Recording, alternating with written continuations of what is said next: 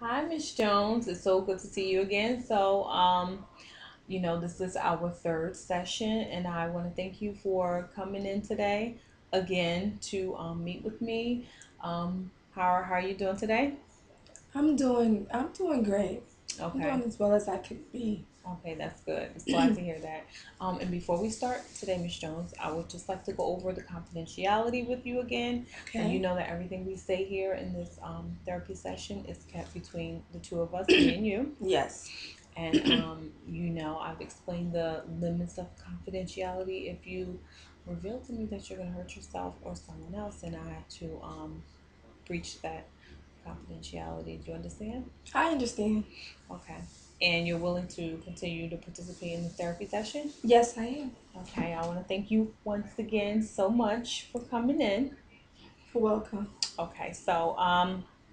Before we start, or now that we're starting, just tell me what brings you in today. Well, after our last session, I tried working on some of the concerns and issues that I was having. Um, I recently got a new job working at the VA hospital. I really do love it. It helps me to keep my focus on something other than what I've been going through. Okay. Tell me a little bit about what you've been going through. Well, first, it's been about 2 months since I was discharged from the service, as you know, Okay. and I'm still experiencing those problems that I was trying to ignore. I'm still having flashbacks of traumatic events that happened while I was in the military service, and is interfering with my family life, is interfering with, I would say, work a little bit, uh, but it's interfering with me personally altogether as a whole. I'm also having nightmares. I feel like stressed all the time. Okay. Um, Okay. you know, Yeah. things of that sort. So as we previously went through a lot of these concerns that you were having, we're going to handle it step by step. We'll go through them. Hmm. Now, excuse me. What are some of your goals for today's sessions? What in particular would you like to address? I would like to address the disconnect between my family and I Okay. as a whole unit. My husband and I, we've been distant. I've been feeling a little withdrawn, and it's just a disconnect between us. My children, it's almost like, I hate to say it, but I have no interest to play with them. Okay. I have no desire to talk to them. I feel like I'm just withdrawn from a life with my children and my husband. Okay. Now, how comfortable are you discussing some of these issues today? Do you feel very comfortable? I have to get it out. I mean, I want help. That's the Yes. only way. I'm very comfortable with it. Okay, thank you.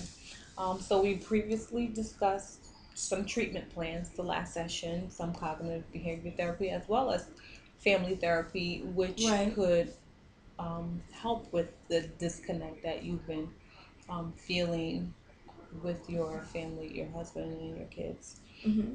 Okay, so are you optimistic about that treatment plan? I'm optimistic about it. I'm ready for a change. Okay. Oh, that's good. That's good. That's positive. That's a positive attitude.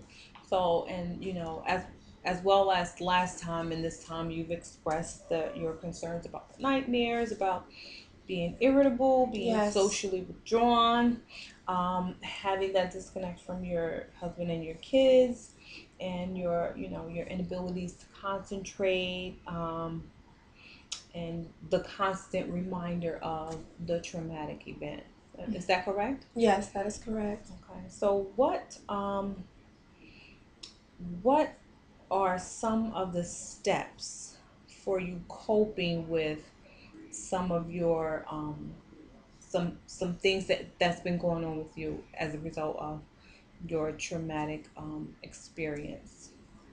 one of the things is that I really cannot stay focused on anything. I'm constantly having flashbacks of what happened when my fellow soldiers and I were in the army, and when our platoon was ambushed by, oh goodness, children, and we thought we could help them, and we couldn't, but we didn't know. And these children were basically crying out to us that they needed help, and someone was after them. They were almost happy to see us, like we were coming to rescue them. And out of nowhere, when we tried to help them, we were just ambushed. We had bombs and guns going off at us, and so many of my You okay? You I'm stressed? okay. I'm okay. So many of my fellow soldiers, my family, they were killed. And I know it's hard for you to think It's of. hard for me because we were trying to help people. This is what we get. They didn't deserve to die, and they did. No, I understand.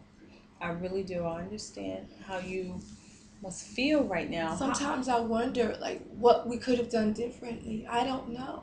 That just plays back and forth in my mind over and over and over again. What could we have done differently? How could we have better prepared ourselves for such a thing?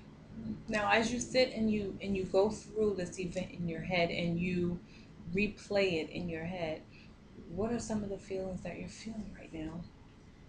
I feel anger. You feel anger. What else do you I feel? feel sadness. What else? I feel like I should have never. I'm filled with regret. Now, why do you feel regretful? I feel regretful because I'm serving the country to do the very best I can do to protect the people in a foreign land. And I feel as though we weren't reciprocated well. We were targeted and ambushed, and this is something that just should have never happened. So, this feeling of regret, does it make you regret ever having served this country?